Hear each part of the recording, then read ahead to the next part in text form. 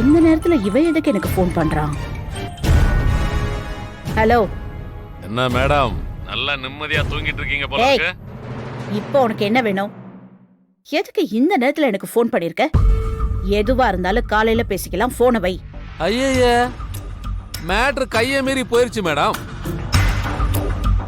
உங்களுக்கும் எனக்கும் மட்டும் தெரிஞ்ச ரகசியம் இப்ப வேற யாரோ தேர்ட் பார்ட்டிக்கு தெரிஞ்சிருச்சுன்னு நினைக்கிறேன்.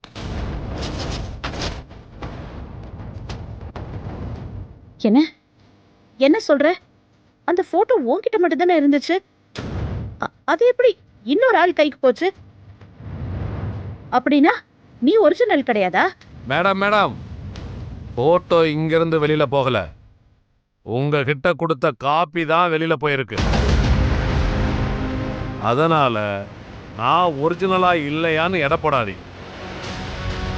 அப்புறம் நான் ஒரிஜினலா இல்லையான்னு உங்க அமைச்சர் தம்பிட்ட காட்ட வேண்டியது இருக்கும், பாத்துக்கோங்க. ஏய், இத பாரு, அப்படிலாம் எதுவும் பண்ணி தொலைச்சிடாத. நீ கேட்ட அமௌண்ட் இப்போதைக்கு என் கையில இல்ல. அத ரெடி பண்றதுக்கு தான் ட்ரை பண்ணிட்டு இருக்கேன். எனக்கு கொஞ்சம் டைம் கொடு. எப்படியாவது நீ கேட்ட பணத்தை நான் ரெடி பண்ணி கொடுத்துறேன்.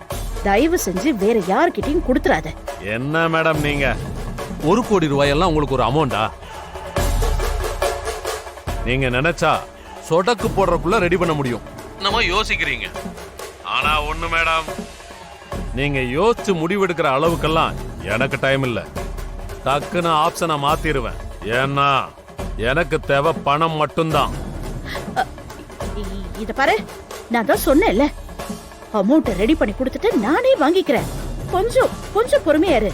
இல்ல மேடம், இதுல பொறுமையா இருக்கிறதுக்கெல்லாம் ஒண்ணுமே இல்ல. அந்த 2 பேரும் திரும்ப என்ன தேடி வர்றதுக்குள்ள நீங்க இந்த டீலை முடிச்சிட்டீங்கன்னா உங்களுக்கு தான் நல்லது. சொல்லிட்டேன். ஏய், ஹலோ ஹலோ